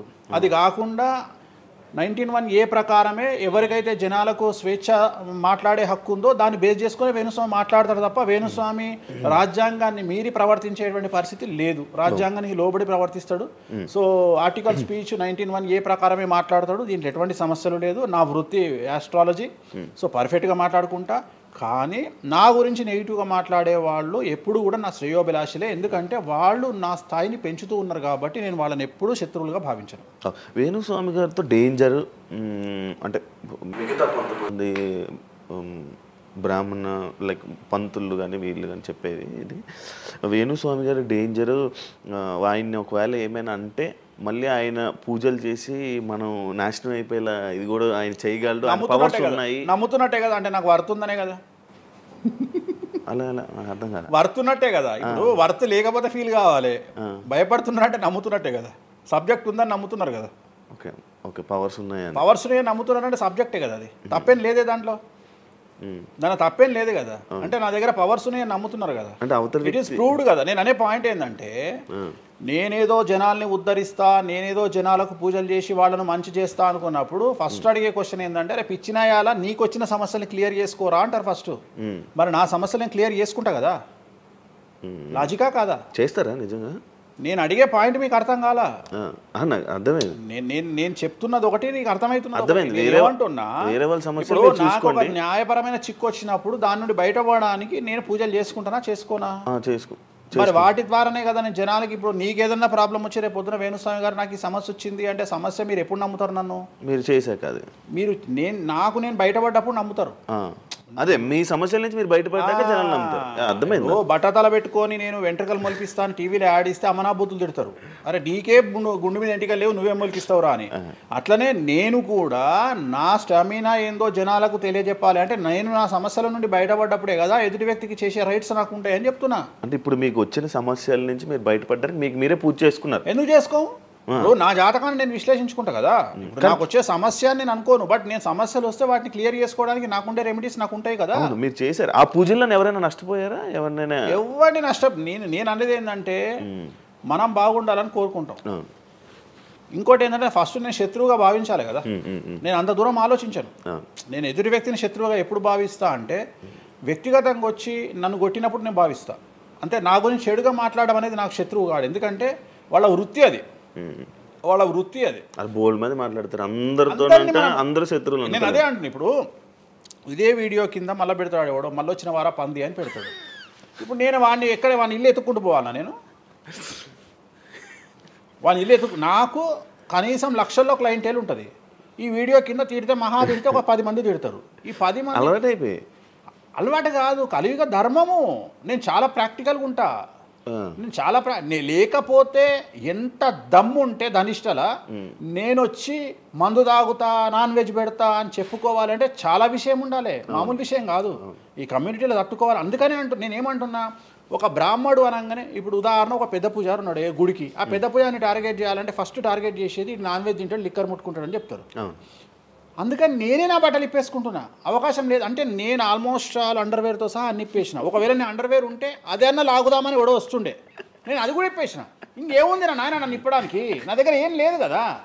ఇప్పుడు నువ్వేమైనా కొత్తవి చూపిస్తే ఏం చూపిస్తావు? నువ్వేం చూపిస్తావు? సుప్రీంకోర్టు ఇచ్చిన ఆర్డర్ ప్రకారం నేను వేరే అమ్మాయితో పడుకున్నా, అమ్మాయితో ఇష్టంతో పడుకుంటే అది కూడా నాకేం తప్పు లేదు. ఇంకా నువ్వు నాకు ఏం చూపిస్తావు? నేను ఎప్పుడన్నా నేను సామాజికానికి వ్యతిరేకంగా చేసినప్పుడు, శాస్త్రానికి వ్యతిరేకంగా చేసినప్పుడు నువ్వు నా గురించి వ్యతిరేకంగా చూపిస్తావు. అంతే తప్ప నా దగ్గర ఏమున్నాయని చూపిస్తావు? నేను చచ్చే వరకు చూపించలేవు. నేను నన్ను బొందబెట్టే వరకు, నన్ను తగలబెట్టే వరకు నేను తప్పు చేసినా చూపించలేవు. నేను చెయ్యను. మీరే చెప్పేసుకుంటున్నారు. నేనే చెయ్యను. నేను ఇప్పుడు పైసలు లేనివాడు, పైసలు పోగొట్టుకున్నవాడు బెట్టింగ్లోకి పోతాడు. లేదా ఇప్పుడు కొత్త వ్యవహారాలు ఉన్నాయి. ఒకడేమో నిధులు దొరుకుతాయని పోతాడు, ఒకడేమో రైస్ పుల్లర్ అని పోతాడు. ఇవన్నీ ఏం కావని తెలుసు, మనకు తెలుసు, వాడికి తెలియదు. వాడు మానసికంగా వీక్ కాబట్టి వాడు సొంతంగా డబ్బులు దొంగతనంగా నాకు అవసరమే లేదురా నాయన. నాకు వేరే వ్యాపకాల నుండి డబ్బులు వస్తున్నప్పుడు లంగ పని చేసే అవకాశం నేనెందుకు చేస్తా? నాకు అవసరమే లేదు. నన్ను లంగ పని చేయమని చెప్తే నేను చెయ్య. నాకు వద్దు. నేను లంగ పని చేసే సవ్వాలే లేదు, నాకు అవసరం లేదు. రెండోది ఏంటంటే నా దగ్గరికి రానంత వరకే నా గురించి నెగిటివ్గా మాట్లాడతారు. ఒక్కసారి నా ఆఫీస్లోకి ఎంటర్ అయ్యారు అంటే వానికే అర్థమైపోతుంది, నీ అమ్మాయి నా కుల్లా ఉన్నాడు రా నాయన, ఈయనతో వేస్ట్, ఈయన దగ్గర ఏం దొరకదు. రెండవది, ఇవాళ ఎక్కడ పడితే అక్కడ కెమెరాలు పెట్టుకొచ్చేటువంటి స్థాయిలో ఇది మనకు సైన్స్ పెరిగింది. ముక్కు పుల్లలు కూడా పెట్టుకొస్తారు, చౌకమ్మలు కూడా పెట్టుకొస్తారు. నేను లంగ పని చేస్తే కూర్చొని 2 నిమిషాలు దొరకబట్టి టెలికాస్ట్ చేస్తారు. కానీ మాటలున్నాయి, క్లారిటీ సాక్ష్యం లేదు. ఇక మరి ఏం చేస్తాను నేను? పోనీ నేను అందరిలాగా దాచిపెట్టే మనిషిని కాదు, దొంగతనంగా లంగపనంగా డోర్లు అన్నీ కుల్లా ఉన్నాయి. మీరు ఎక్కడికొచ్చినా మాట్లాడి నా ఆఫీస్లో ఏమైనా చేయండి, ఓపెన్గా పూజలు చేస్తా. ఇంకోటి వేరేటోడు పెట్టే కానీ నేనే పూజ పెడుతున్నా. ఇంకోటి రెండోది, బాటిల్ కూడా నా చేతిలో పట్టుకొని అమ్మవారికి నైవేద్యం చేస్తున్నా. పోనీ నేను బాటిల్ దొంగతనంగా ఇది మందు బాటిల్ కాదు అని చెప్తలేను, blue label bottle, royal salute bottle నేనే పోసి మరి అమ్మవారికి నైవేద్యం చేస్తున్నా. ఇంకా ఎక్కడనే దాపరికం ఉంది? ఇంకా బాటిల్స్ కూడా కాస్ట్లీ, అంటే పెద్ద గెస్టులకే అవి పెద్ద వాళ్ళ విఐపీ రేంజ్ని బట్టి పెడతాం. నార్మల్ వాళ్ళు వస్తే వాళ్ళకి తగ్గట్టి వాళ్ళ ఇష్టం. ఇప్పుడు ఉదాహరణ బాలయ్యబాబు చేస్తే మ్యాన్షన్ పెడతాం. కొంతమంది ఎన్ఎస్సి, ఇప్పుడు ఎన్ఎస్సి అంటే ఇప్పుడు ఉదాహరణ వాడు మొన్న ఎవడో విమర్శిస్తుండు నన్ను. మొన్న ఎవడో ఆయన లారీ కళ్ళద్దాలు పెట్టుకుంటాడు అని ఒక జ్యోతిష్కుడు నన్ను విమర్శిస్తున్నాడు. అంటే అరే లారీ కళ్ళద్దాలు అది కొనాలంటే కాశీ దాకా దేకాలి. ఎంత ఉంటే అంటే మన లైఫ్లో దాని వాల్యూ తెలియదు. అదే పెద్ద బ్రాండ్. కుక్కకి ఏం తెలుసు కుసుమపు వాసన, నెయ్యి గురించి ఏం తెలుసు కుక్క కంటే. వాడు ఏదో మాట్లాడతాడు. వాడు మాట్లాడినప్పుడు నేను వాని మీద పీటీఏ చూపిస్తా. అరే నా కళ్ళద్దాల గురించి మాట్లాడుతున్నాడు, ఆ కళ్ళద్దాలు నీ జీవితంలో చేతులు కూడా పట్టుకొని చూడలేవురా నువ్వు. ఇంకా నువ్వు దాని గురించి మాట్లాడితే నువ్వు ఇక వాడిని కుక్క కంటే హీనంగా నేను చూడాలి తప్ప వాని గురించి వాని మీద నేను సింపతి చూపిస్తా తప్ప నేను కోపానికి ఎందుకు వస్తా. అట్లా చాలామంది విమర్శ చేస్తుంటారు. విమర్శల గురించి మనం పట్టించుకునే. మీకు బ్రాండ్ బట్టలు, బ్రాండ్ స్పెట్స్ అవన్నీ ఎలా అలవాటయ్యాయి? అంటే ఎలా అలవాటయ్యాయి అంటే ఇప్పుడు కూడా చెప్తా. జాతక రీత్యా శుక్రుడు ఎవరికైతే కొద్దిగా నీచంలో ఉంటాడో వాళ్ళు ప్రతి శుక్రవారం నాడు పర్ఫ్యూమ్ కొట్టుకోవాలి. శుక్రుడు అంటే లగ్జరీస్. ఓకే. శుక్రుడు జాతకంలో శుక్రుడు గ్రహం నేను మాట్లాడేది. శుక్రగ్రహం వీక్ ఉన్నప్పుడు ప్రతి శుక్రవారం నాడు పర్ఫ్యూమ్ కొట్టుకోవాలి. అండ్ ఒక పెగ్గు 30 ml కాచేయాలి. తాగుమని చెప్తే వేణుస్వామి చెప్పిండు కదా అని ఒక ఉద్యమంలాగా తాగొద్దు. ఒక 30 ml స్కాచ్ తాగాలి. అట్లా ఒక 3 నెలలు చేసిన తర్వాత డెవలప్మెంట్ ఏందో మీకే కనిపిస్తుంది. మళ్ళీ వేణుస్వామి మందు తాగేమన్నాడు అని కాంట్రవర్సీ కావచ్చు. డాక్టర్లే చెప్తారు. 30 ml తాగితే హార్ట్కి మంచిది, బీపీకి మంచిది అని చెప్తారు. కానీ డాక్టర్ల పేరు అడ్డం పెట్టుకొని కుంభాలు తాగుతారనే భయానికి డాక్టర్లు చెప్పరు, ఆపేశారు. 30 ml అనేది చాలా మంచిది. బట్ నేను రోజు తాగమంటలేను. శుక్రవారం నాడు మాత్రమే. అది కూడా శుక్రుడు నీచంలో ఉంటే. శుక్రుడు 6వ ఇంట్లో, 12వ ఇంట్లో, 8వ ఇంట్లో ఉన్న శుక్రుడి మీద శని దృష్టి ఉన్న జాతకరీత్యా మీరు శుక్రవారం నాడు 30 ml పెగ్గు తాగండి నైటు. అది కూడా ఫ్యామిలీతోని మహమ్మద్ రఫీ పాటలు పెట్టుకొని, ఏఆర్ రెహమాన్ పాటలు పెట్టుకొని, ఇళయరాజా పాటలు పెట్టుకొని ఆ పెగ్గు తాగి ఆ పాటలు ఎంజాయ్ చేసి పండుకోండి హ్యాపీగా. సో మీ లైఫ్ ఎట్లుంటుందో చూడండి. నేను మాట్లాడేది వ్యాపారమో ఇతర ఉద్యోగం చేసే వాళ్ళ గురించి కాదు. ప్రత్యేకించి 100 రూపాయల దగ్గర 1,00,000 రూపాయలు సంపాదించగలిగి రియల్ ఎస్టేట్ వ్యాపారులు, వ్యాపారస్తులు, పొలిటీషియన్స్, పెద్ద వాళ్ళ గురించి మాట్లాడుతున్నాను. టీచర్లు, అటెండర్ల గురించి నేను మాట్లాడతలేను. టీచర్ ఎంత తాగినా తాగుడు మిగులుతుంది తప్ప పైసలు రావు. ఎందుకంటే ఆయన జీతం అంతే కాబట్టి. సో ఎక్కడైతే పెరగడానికి ఆస్కారం ఉంటుందో వాళ్ళ గురించి మాట్లాడుతున్నాం. సో ఇది కూడా మంచిది రెమెడీ. సో ఇలాంటి రెమెడీలు చెప్పాలంటే వేణుస్వామి చెప్తాడు కానీ వేరేటోడు చెప్పాడు.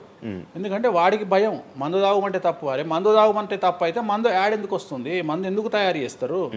సో ఇదన్నీ అందుకనే దేశ కాలమాన పరిస్థితి. కసినో తీసుకుపోయి గోవాలో పెడితేనేమో లీగలు, హైదరాబాద్లో పెడితే ఇల్లీగలు.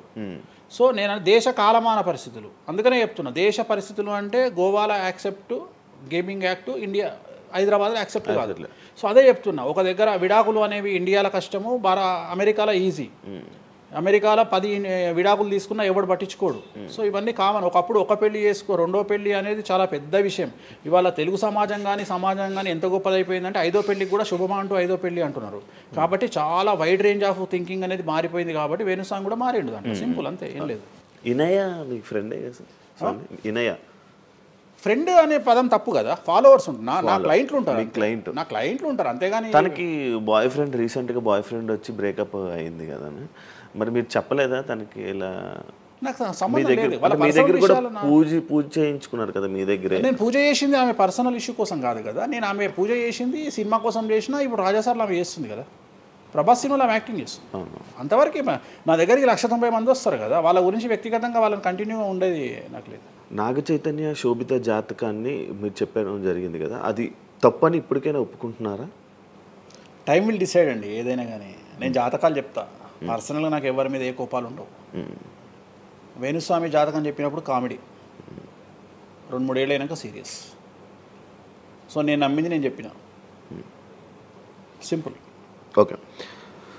సెలబ్రిటీ జాతకాలు వేణుస్వామి చెప్పి కలకల్లాడిన వేణుస్వామి ఈ మధ్య సెలబ్రిటీల నుంచి కొంచెం రావడం కానీ విజిటింగ్ కొంచెం తక్కువ అయ్యి డౌన్ అయ్యింది అంటున్నారు, నిజమా? అది పెరిగింది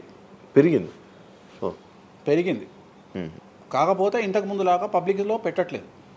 ఓకే, నేను పెట్టట్లేదు. ఓకే, దిష్టి అని కాదు, నేను పెట్టట్లేదు. అవసరం లేదు, ఆ స్థాయి దాటిపోయినా అనుకుంటున్నా.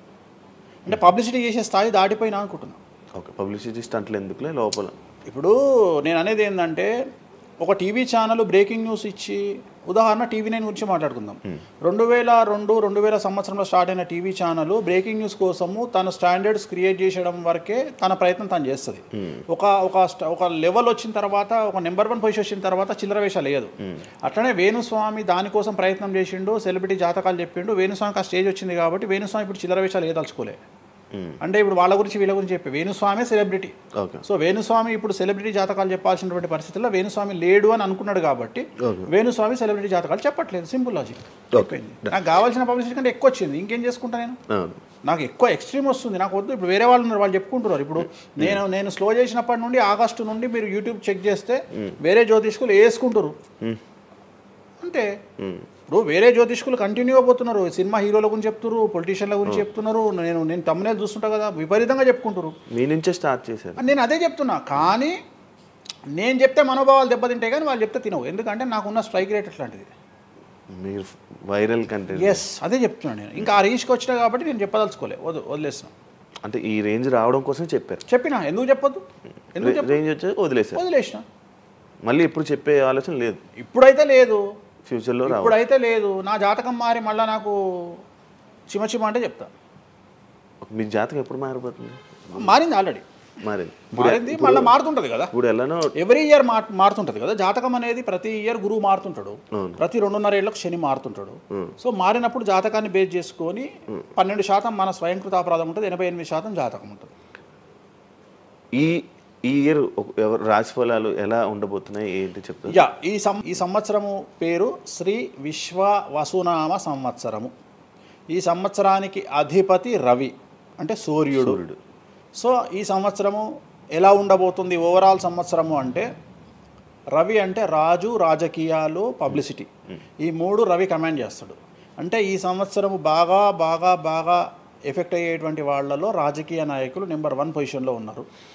దేశాలు ఉన్నాయి, అంటే దేశాల మధ్యన, రాష్ట్రాల మధ్యన యుద్ధ వాతావరణము, రాజుల మధ్యన వైరము, రాజులకు ప్రాణగండము, రాజులకు కారాగార వాసము, ప్రకృతి వైపరీత్యాలు, మరీ ముఖ్యంగా అగ్ని ప్రమాదాలు, విమాన ప్రమాదాలు, పడవ ప్రమాదాలు, రైలు ప్రమాదాలు, సో అనుకోని ప్రదేశాలలో అగ్ని ప్రమాదాలు, అలాగే సునామీ హెచ్చరికలు, అలాగే నగరాల్లో విపరీతమైన వర్షపాతము,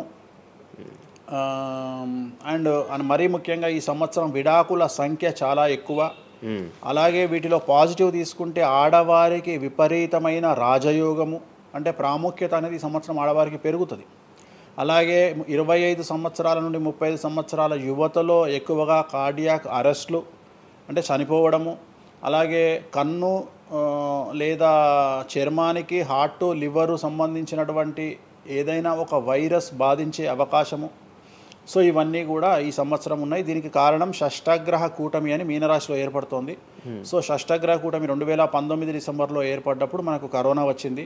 అలాగే ఈ సంవత్సరము మార్చి 30వ తేదీ 2025 సంవత్సరంలో మనకు మళ్ళీ షష్టగ్రహ కూటమి మీనరాశిలో ఏర్పడుతోంది. సో దీనివల్ల సుమారు మేషరాశి, సింహరాశి, తులారాశి, ధనుస్సు రాశి, మీనరాశి వాళ్ళు చాలా చాలా సమస్యల బారిన పడేటువంటి అవకాశాలు ఉన్నాయి. ఇది ఓవరాల్ సంవత్సర ఫలితం. ఇక మేషాది మీనరాశిలో ద్వాదశ రాశులుగా తీసుకున్నట్టయితే మేషరాశి గురించి తీసుకుంటే, మేషరాశికి ఎవరైతే 1995 నుండి 2003 మధ్యన జన్మించి ఉన్నారో వాళ్ళందరికీ ఈ సంవత్సరము 2వసారి ఏలినాటి శని ప్రారంభమవుతూ ఉంది. సో 2వసారి ఏలినాటి శని అనేది చాలా డేంజరు.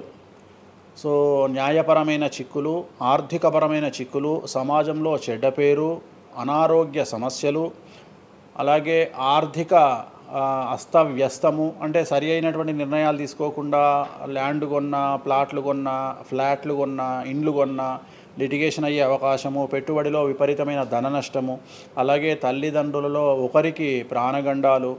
సో ఇవన్నీ, అలాగే వీసాలు రిజెక్ట్ అవ్వడము, H1B వీసాలు క్యాన్సిల్ అవ్వడము, ఇండియాకు రావడం వేరే దేశం నుండి, ఉద్యోగం కోల్పోవడము, అలాగే ఆర్థిక నష్టము, ఇవన్నీ కూడా కనిపిస్తూ ఉన్నాయి ఈ సంవత్సరం మేషరాశి వారికి. మరి ఏం చేయాలా అంటే, నలుపు రంగు దుస్తులకు దూరంగా ఉండాలి. తిరునల్లార్ శనీశ్వర ఆలయంలో ప్రత్యేకమైన శని పూజ నిర్వహించుకోవడం ద్వారా సమస్యల నుండి బయటపడేటువంటి అవకాశాలు 100% ఉన్నాయి. నెక్స్ట్ వృషభ రాశి. ఈ సంవత్సరం 100కి 100% అనుకూలంగా ఉన్నటువంటి రాశి వృషభ రాశి. పట్టిందల్లా బంగారంగా ఉంటుంది. ఏది చేసినా సక్సెస్ కనిపిస్తుంది. గత 5 సంవత్సరాల నుండి పడుతున్నటువంటి కష్టాలన్నీ తొలగిపోతాయి. సో ఆర్థికంగా విపరీతంగా ఉంటుంది. వ్యాపారంలో రూపాయికి 10 రూపాయల లాభం వస్తుంది. ఉద్యోగస్తులకు ట్రాన్స్ఫర్స్ ఉంటాయి, ప్రమోషన్లు ఉంటాయి. ప్రభుత్వ ఉద్యోగస్తులకు మ్యూచువల్ కింద భార్యాభర్తలు ఒకే ప్రదేశానికి వచ్చేటువంటి అవకాశాలు కనిపిస్తూ ఉన్నాయి. విద్యార్థులకు ఉత్తీర్ణత శాతం ఉంటుంది. అలాగే కోరుకున్నటువంటి యూనివర్సిటీలో ప్లేస్మెంట్స్ దొరుకుతాయి. అలాగే విదేశీ వీసాలు అప్రూవ్ అవుతాయి. రైతులకు 2 పంటలు అనుకూలంగా ఉంటాయి. కళాకారులకు మంచి కార్యక్రమాలు వస్తాయి. విదేశాల్లో కార్యక్రమాలు నిర్వహిస్తారు కళాకారులు. సో ఏ రకంగా తీసుకున్నా వృషభ రాశి వారికి అనుకూలమైన ఫలితాలు ఉన్నాయి. ఎటువంటి రెమెడీస్ అవసరం లేదు. నెక్స్ట్ మిథున రాశి. సో వ్యయ గురువు నుండి జన్మ గురువులోకి మారుతున్నటువంటి గురువు వల్ల విపరీత రాజయోగం అనేటువంటిది మిథున రాశి వారికి గోచరిస్తూ ఉంది. సో మిథున రాశి వారికి ఈ సంవత్సరం పట్టిందల్లా బంగారంగా ఉంటుంది. ఇంతకుముందు చెప్పినట్టుగా ఈ రాశికి కూడా 100కు 100% అనుకూలంగా ఉంది. మరీ ముఖ్యంగా రాజకీయ నాయకులకు అన్ఎక్స్పెక్టెడ్ పాజిటివ్ థింగ్స్ జరగడం ఈ సంవత్సరం గమనించాల్సినటువంటి విషయం. అవివాహితులకు వివాహయోగ సూచనలు, సంతానం లేని వారికి సంతాన యోగము, ఉద్యోగం లేని వారికి ఉద్యోగము, ట్రాన్స్ఫర్స్ కోరుకునే వారికి ట్రాన్స్ఫర్స్, అలాగే అన్ని రంగాల్లో పనిచేసేటువంటి వారికి ప్రభుత్వ ప్రైవేటు ఉద్యోగాల్లో ఉండేవారికి పాజిటివ్ థింగ్స్, ప్రమోషన్లు, ట్రాన్స్ఫర్స్, వ్యాపారస్తులకు అనుకూలతలు ఇవన్నీ కూడా కనిపిస్తూ ఉన్నాయి. స్త్రీలకు మరీ ముఖ్యంగా అనుకూలంగా ఉండబోతూ ఉంది. సో మిథున రాశి వారికి ఎటువంటి సమస్యలు ఈ సంవత్సరం లేవు. సో నెక్స్ట్ వచ్చే రాశి కర్కాటక రాశి. సో కర్కాటక రాశి వారికి సంబంధించి 100కు 90% అనుకూలమైనటువంటి ఫలితాలు ఉన్నాయి. 10% సమస్య ఏమిటి అంటే మే 9, 2025 నాడు గురువు వ్యయంలోకి వస్తూ ఉన్నాడు. మిథున రాశి ప్రవేశం అనేటువంటిది గురువు వ్యయంలోకి వస్తూ ఉన్నాడు. అది ఒక్కటే ఒక సమస్య కనిపిస్తూ ఉంది. సో 90% చాలా అనుకూలంగా ఉండబోతూ ఉంది. అష్టమ శని వెళ్ళిపోతుంది. 9వ ఇంట్లోకి శని భాగ్యస్థానంలోకి వస్తున్నాడు. సో అనుకూలమైనటువంటి ఫలితాలు ఉన్నప్పటికీ ఎవరైతే కర్కాటక రాశి జాతకులు 60 సంవత్సరాలు దాటి ఉంటారో వాళ్లకు సమస్యలు అనేటువంటివి, ఆరోగ్యపరమైన ఇబ్బందులు అనేటువంటివి కనిపిస్తున్నాయి. అలాగే తొందరపాటు నడక వల్ల అంటే మెట్లు ఎక్కేటప్పుడు దిగేటప్పుడు నీరు ఉన్న దగ్గర నడిచేటప్పుడు జాగ్రత్తలు తీసుకోండి. ఎందుకంటే గురువు వ్యయం వల్ల కింద పడి కాళ్ళు చేతులు విరగొట్టుకునే అవకాశం ఉంది కర్కాటక రాశి వారికి. మరి రెమెడీ ఏమిటి అంటే ప్రతి గురువారం నాడు లెమన్ ఎల్లో షర్ట్ ధరించడం మగవాళ్ళైతే, ఆడవాళ్ళైతే లెమన్ ఎల్లో డ్రెస్సును ధరించడం వల్ల కర్కాటక రాశి వారు సమస్యల నుండి బయటపడతారు. నెక్స్ట్ సింహరాశి. సో సింహరాశి జాతకులకు అష్టమ శని ప్రారంభమవుతూ ఉంది. ఖచ్చితంగా అన్ని రంగాల వారికి, చిత్ర పరిశ్రమ వారికి, టీవీ రంగం వారికి, మీడియా రంగం వారికి, రాజకీయ నాయకులకు, వ్యాపారస్తులకు, అన్ని వర్గాల వారికి సమస్యలు ఉంటాయి. న్యాయ వ్యవస్థ పరంగా న్యాయపరమైన చిక్కులు ఉంటాయి. సంచలనాలు నమోదవుతాయి. మీడియాకి ఎక్కే అవకాశం ఉంది. సమాజంలో చెడ్డ పేరు, తల్లి తండ్రి లేదా భార్య భర్త తరపున ఎవరికైనా ఒకళ్లకు ఆరోగ్యపరమైన ఇబ్బందులు ఏర్పడే అవకాశం ఉంది. కాబట్టి ఖచ్చితంగా ధన నష్టం ఏర్పడుతుంది. అప్పులు చేయాల్సినటువంటి పరిస్థితి గోచరిస్తూ ఉంది సింహరాశి వారికి. మరి రెమెడీ ఏమిటి అంటే తిరునల్లార్ శనీశ్వర ఆలయంలో ప్రత్యేకమైన శని పూజ నిర్వహించుకోవడం ద్వారా సమస్యల నుండి బయటపడేటువంటి అవకాశాలు కనిపిస్తూ ఉన్నాయి. సో నెక్స్ట్ వచ్చిన రాశి కన్యారాశి. సో కన్యారాశి వారికి 6వ ఇంట్లో నుండి శని వెళ్ళిపోతూ ఉన్నాడు. ప్రజెంట్ శని 7వ స్థానంలోకి వస్తూ ఉన్నాడు. సో చాలా అనుకూలమైనటువంటి ఫలితాలు ఉంటాయి. నూతన పదవి, నూతన ఉద్యోగము, ఉద్యోగంలో ప్రమోషన్లు, కోరుకున్న చోటకి బదిలీలు, వ్యాపారంలో అన్ని రూపాయలకు ఎక్కువగా సంపాదించడము, స్త్రీలకు కోరుకున్న దానికంటే ఎక్కువ ధనం రావడము, భార్యాభర్తల మధ్య అన్యోన్యత, విద్యార్థులకు ఉత్తీర్ణత శాతం పెరగడము, అలాగే విద్యార్థులకు వీసాలు ఏర్పడము, కోరుకున్న ప్లేస్మెంట్స్ దొరకడము, రైతులకు 2 పంటలు అధిక దిగుబడి రావడము, ఇవన్నీ కూడా కన్యారాశి వారికి కనిపిస్తున్నాయి. రెమెడీస్ అవసరం లేదు. ఈ సంవత్సరం చాలా బాగుంది. నెక్స్ట్ తులారాశి. సో ఈ అన్ని రాశుల్లోకి అతి డేంజర్ రాశి, సమస్యల బారిన పడే రాశి తులారాశి. ఎందుకంటే షష్టగ్రహ కూటమి ఎఫెక్టు 6వ ఇంట్లో, 6వ స్థానములో శని 6వ ఇంట్లో. సో తులారాశి అనేది అతి పెద్ద సమస్యను ఎదుర్కోబోతూ ఉంది. తులారాశి వారికి ఆర్థికంగా విపరీతమైనటువంటి రాబడి ఈ సంవత్సరం ఉంటుంది.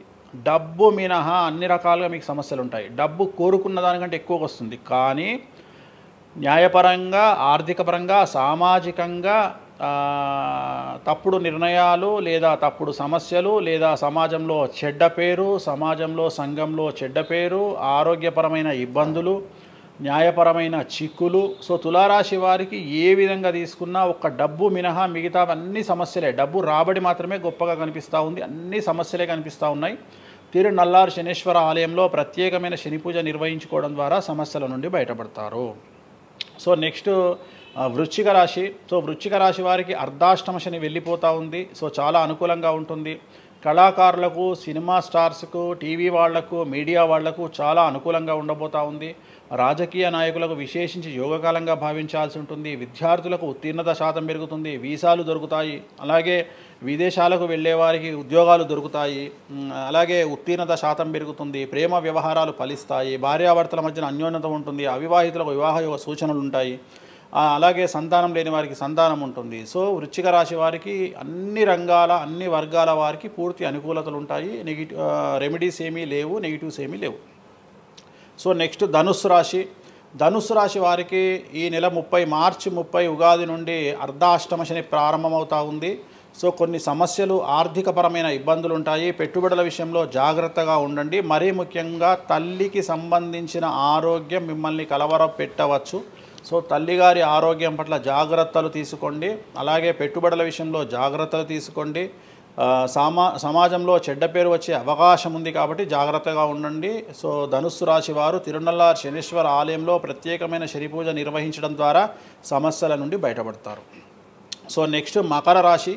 గత 10 సంవత్సరాల నుండి మకర రాశి వారు పడుతున్నటువంటి బాధలన్నీ తొలగిపోతాయి. 7.5 సంవత్సరాల ఏలినాటి శని వెళ్ళిపోతూ ఉంది. సో పట్టిందల్లా బంగారంగా ఉంటుంది. ఆర్థికంగా, సామాజికంగా, రాజకీయంగా, న్యాయపరంగా, వివాహపరంగా, సంతానపరంగా, అవివాహితులకు వివాహ యోగ సూచనలు, సంతానం లేని వారికి సంతానము, ఉద్యోగం లేని వారికి ఉద్యోగము, విదేశాల్లో ప్రయత్నం చేసే వారికి అనుకూలతలు, అలాగే ట్రాన్స్ఫర్సు, ప్రమోషన్స్ అన్నీ కూడా అనుకూలంగా ఉన్నాయి. ఎటువంటి రెమెడీస్ అవసరం లేదు. కానీ ఒకే ఒక్క విషయం, భార్యాభర్తల మధ్యలో గొడవలు వచ్చేటువంటి అవకాశాలు కనిపిస్తూ ఉన్నాయి. మకర రాశి వారికి ఎడబాటు కనిపిస్తూ ఉంది. ఆ ఒక్క విషయంలో జాగ్రత్తలు తీసుకోండి, కోపాన్ని తగ్గించుకోండి. సో నెక్స్ట్ కుంభరాశి. కుంభరాశికి 2వ స్థానంలో షష్టగ్రహ కూటమి ఏర్పడుతోంది కాబట్టి ధన నష్టం అనేటువంటిది ఏర్పడబోతూ ఉంది. అతి పెద్ద ధన నష్టం మీరు పెట్టేటువంటి ఇన్వెస్ట్మెంట్ రూపంలో కావచ్చు, భూములు కొన్నా, ఇండ్లు కొన్నా, లేదా ఏదైనా వ్యాపారంలో పెట్టుబడి పెట్టినా చాలా తీవ్రమైన ధన నష్టాన్ని మీరు ఎదుర్కొనే అవకాశం ఉంది. కాబట్టి తొందరపాటు చర్యలు, తొందరపాటు నిర్ణయాలకు దూరంగా ఉండండి. నలుపు రంగు కార్లకు, నలుపు రంగు వస్తువులకు దూరంగా ఉండండి. తిరునల్లార్ శనీశ్వర ఆలయంలో ప్రత్యేకమైన శని పూజ నిర్వహించడం ద్వారా కుంభరాశి జాతకులు సమస్యల నుండి బయటపడతారు. ఇక చివరిదైనటువంటి రాశి మీనరాశి. మీనరాశి వారికి జన్మంలో అంటే మీనరాశిలోనే షష్టగ్రహ కూటమి ఏర్పడతా ఉంది. సో చాలా సంచలనాలు ఉంటాయి. నెగిటివ్సే కనిపిస్తూ ఉన్నాయి, పాజిటివ్స్ ఒక్కటి కూడా కనిపించడం లేదు. ఆర్థికంగా, న్యాయపరంగా, సామాజికంగా, ఆరోగ్యపరంగా, కుటుంబపరంగా అన్ని రకాల ఇబ్బందులు ఎదుర్కొంటారు. సంచలనాలు ఫేస్ చేయాల్సి వస్తుంది. కుటుంబంలో ఆరోగ్యపరమైన ఇబ్బందులు ఉంటాయి, ఆర్థికపరమైన నష్టాలు ఉంటాయి, భార్యాభర్తల మధ్యన గొడవలు ఉంటాయి, ఎడబాటుకు దారితీసే అవకాశం ఉంది. తల్లిదండ్రుల్లో వారికి ప్రాణగండం కనిపిస్తూ ఉంది. సో చాలా సమస్యలు మీనరాశి వారు ఫేస్ చేసే అవకాశం ఉంది. తిరునల్లార్ శనీశ్వర ఆలయంలో ప్రత్యేకమైన శని పూజ నిర్వహించడం ద్వారా ఈ సమస్యల నుండి బయటపడేటువంటి అవకాశాలు ప్రస్ఫుటంగా కనిపిస్తున్నాయి. ఇవి 12 రాశుల వివరాలు. స్వామి, ఇది మామూలుగా పంచాంగం చూసి చెప్తూ ఉంటారు, మీరు ఏం చూడకుండా ఇవన్నీ ఎప్పుడు నోటికి వస్తాయి కదా, ఇంకెందుకు?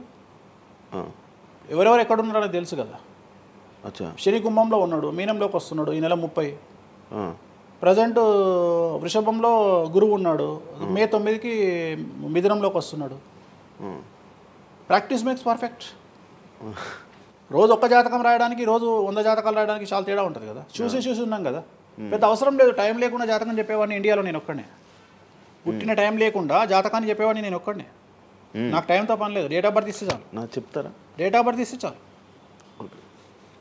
టైం వితౌట్ టైం నేను చెప్పేస్తాను జాతకం. ఇప్పుడు ఒకసారి చెప్పనా?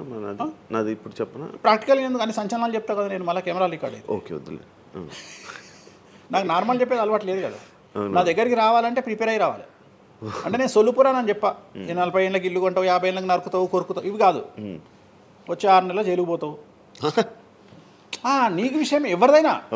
సో ఈ టైంలో డివోర్స్ అవుతుంది, ఈ టైంలో యాక్సిడెంట్ అవుతుంది. అంటే చెడును తెలుసుకోవడం వల్ల చెడు నుండి బయటపడడం ముఖ్యంగా. నేను చెప్పినా చెప్పకుండా నువ్వు కారు కొంటావు. నువ్వు కారు కొనడం అనేది it is very normal, right? నువ్వు ఇల్లు కొనడం అనేది నార్మల్. నా దృష్టిలో చెడు చెప్పడం వల్ల చెడు నుండి తప్పించుకోగలిగితే చాలు అనేది నీ మంచిని ఎవడు ఆపలేడు. చెడుని ఆపొచ్చు. ఇప్పుడు నువ్వు బెంజ్ కారు కొనుక్కుంటా అంటే, నువ్వు ఒక BMW కొనుక్కుంటా అంటే నేను ఆపను, కానీ BMW 140 పోతే ఆపుతా. నేనేమంటా, భగవంతుడు నీకు BMW ఇచ్చింది భగవంతుడు, కానీ 180లో పోయే కక్కుర్తి నీకుంటే నేను ఎవడు కాపాడలేడు. హైదరాబాద్ రోడ్లకు 120 లాస్ట్, 140 పైన బండి షేక్ అవుతుంది ఈ రోడ్లకు. సో 120 కంటే ఎక్కువ పోకు అని చెప్తా. కానీ దేవుడిని అయితే నీకు BMW ఇవ్వద్దు అని నేను చెప్పలేను కదా. సో నీకు BMW దేవుడు ఇస్తాడు. సో నువ్వు స్వయంకృత అపరాధం చేసుకోకుండా కాపాడాల్సిన బాధ్యత నాది. బాబు ఫ్యాటీ లివర్ ఉంది, మందు దాకు, బాబు రంగ్స్ దొబ్బినాయి, సిగరెట్లు ఆపేసాయి, బాబు ఇగో పనికి మాలిన కసినోనో పేకాటనో ఆడకు, ఉన్న ఆస్తంతా సర్వనాశనం అయిపోతుంది. సో ఇవి చెప్పడం నా ధర్మం. అంతేగాని నువ్వు కారు కొంటావు, నువ్వు తోపు అవుతావు, తురుమవుతావు, నువ్వు ఎట్లాగవుతావు? ఈ లివర్ మీరు ఎలా చెప్తారు లివర్ పోయింది ఇవన్నీ? జాతకంలో రవి నీచంలో ఉంటే లివర్ పోతుంది, శని రవి కలిసి ఉంటే లివర్ పోతుంది, లివర్ క్యాన్సర్ వల్ల చనిపోతారు. శుక్రుడు రాహు కలిసి ఉంటే ప్రోస్టేట్ క్యాన్సర్ వల్ల చనిపోతారు. చంద్రుడు నీచంలో ఉంటే ఆడవాళ్ళకు బ్రెస్ట్ క్యాన్సర్ వస్తుంది. డాక్టర్లు చెప్తారు కదా. మెడికల్ ఆస్ట్రాలజీ 100 మంది నాకు హైదరాబాద్లో ఫేమస్ డాక్టర్లు అందరూ నా క్లయింట్లు, నా ఫ్రెండ్స్. జ్యుడిషియరీ మీద నాకు అవగాహన ఉంది. శుక్రుడు రాహు కలిసి ఉంటే జైలుకు పోతావు. వాళ్ళు ఏం పోతే మీరు చెప్తుంటారా డాక్టర్లు? డాక్టర్లు ఇప్పుడు నువ్వు డాక్టరు, నువ్వు నాకు ఏం అడుగుతావు అంటే, నీ క్లయింట్ డేట్ ఆఫ్ బర్త్ నాకు ఇచ్చి నువ్వు నన్ను అడుగుతావు ఈయనకి ఏ క్యాన్సర్ వచ్చే అవకాశం ఉంది అంటే, నేను ఒక 3 ఆప్షన్లు చెప్తా. 3 ఆప్షన్లు చెప్పినాక నీ క్లారిటీ వస్తుంది. నేను చెప్తా ఈయనకు ప్రోస్టేట్ క్యాన్సర్ వస్తుంది అని చెప్తా. ఎస్ ప్రోస్టేట్ క్యాన్సరే స్టేజ్ 2లో ఉన్నాడు అని చెప్తావు. ఆయన చెప్తాడు. చెప్పినాక ఈయన ఎన్ని రోజులు బతుకుతాడు డాక్టర్ స్వామి గారు అని అడుగుతాడు. అడిగితే నేను ఆయన డేట్ ఆఫ్ బర్త్ని బేస్ చేసుకొని ఇక ఇన్ని రోజులు బతుకుతాడు అని చెప్తా. సో ట్రీట్మెంట్ వల్ల ఈయనకి ఏమైనా బెనిఫిట్ అయ్యే అవకాశం ఉందా అని అడుగుతాడు. అంటే అవుతుంది అని చెప్తా. ఎన్ని రోజులు బతుకుతాడు, ఇన్ని రోజులు బతుకుతాడు ట్రీట్మెంట్ చేస్తే. సో మేమిద్దరం కమ్యూనికేట్ చేసుకుంటాం. అంటే డాక్టర్కు నా మీద ఉండే నమ్మకం వల్ల నడుస్తుంది అది. అట్లనే జ్యుడిషియరీ విషయం ఉంది. జ్యుడిషియరీలో ఇప్పుడు ఉదాహరణ ఈడీ కేసు ఉంది, ఎవరి మీద నా జైలుకు పోయిండు. సో ఈడీ కేసులో బెయిల్ దొరకడం చాలా కష్టం. సో నేను బెయిల్ రావడానికి పూజలు చేస్తాను. దానికి కారాగార దోష నివారణ పూజ అని ఉంటుంది. సో ఆ పూజ చేయడం ద్వారా వాళ్ళకి తొందరగా బెయిల్ వస్తుంది. సో దీని మీద అవగాహన ఉండాలంటే జ్యుడిషియరీ మీద అవగాహన ఉండాలి. సో అందుకని నాకున్న సర్కిల్లో నేను ప్రతి విషయాన్ని మాట్లాడతా. నాకు ఏం అలవాటు, రైతుతో మాట్లాడతా. రైతు సబ్జెక్టు జుడిషియరీ జడ్జి కనిపిస్తే జడ్జితో జుడిషియరీ సబ్జెక్టు మాట్లాడతా. ఏసీపీ కనిపిస్తే ఆయనతో లీగల్ సబ్జెక్టులు మాట్లాడతా. డాక్టర్ కనిపిస్తే గైనకాలజిస్ట్తో గైనకాలజీ మాట్లాడతా. ఇప్పుడు ఉదాహరణ, నువ్వు ఇంత మాట్లాడుతున్నావు, నీకు అమ్మాయిల గురించి అవగాహన లేదు, అమ్మాయిల నెలసరి మీద నీకు అవగాహన లేదు. నాకు పూర్తి అవగాహన ఉంది. నా తల్లి, చెల్లి, అత్త, బిడ్డ అందరికీ సంబంధించి 4 రోజులు ఎందుకు టెన్షన్లో ఉంటారో నాకు తెలుసు. నెలసరిలో వాళ్ళని డిస్టర్బ్ నేను చెయ్యను. నా పెళ్ళం నా మీద అరిచినా మూసుకొని కూర్చుంటా, అంతేగాని విడాకులు ఇస్తాను బెదిరియా. అట్లనే డ్యాన్స్ చేసే అమ్మాయికి ఎన్ని కష్టాలు ఉంటాయి. ఒక హీరోయిన్ గురించి చాలా మాట్లాడుకుంటాం. డేట్లో ఉండే హీరోయిన్ డ్యాన్స్ చేయాలంటే ఎంత కష్టం, తనకు కంఫర్టబుల్ జోన్లో ఉండదు ఫిజికల్గా. సో అట్లాంటి అమ్మాయిల గురించి, వాళ్ళ కష్టాల గురించి నాకు తెలుసు. అలాగే పీసీఓడి, పీసీఓఎస్ అంటే ఏందో నాకు తెలుసు. సో హార్మోన్ ఇన్బ్యాలెన్స్ ఎందుకు వస్తుందో నాకు తెలుసు. వాళ్ళకు గడ్డాలు మీసాలు ఎందుకు వస్తాయో నాకు తెలుసు. వాళ్ళకు థైరాయిడ్ ప్రాబ్లమ్స్ ఎందుకు వస్తాయో నాకు తెలుసు. ఏ జాతకంలో ఏ గ్రహం ఎక్కడ ఉంటే ఎలా ఉంటుందో నాకు తెలుసు. అల్లు అర్జున్ లాంటి తోపు తురుము జైలుకి ఎందుకు పోయిండో నాకు తెలుసు. రేవంత్ రెడ్డి సీఎం ఎందుకు అయ్యిండో నాకు తెలుసు. రైట్, మీకు సూపర్ స్టార్గా కనిపిస్తున్న హీరో తెలుసు, కానీ సినిమాలు లేక సూసైడ్ చేసుకోవడానికి సిద్ధంగా ఉన్న హీరో నాకు కనిపిస్తాడు.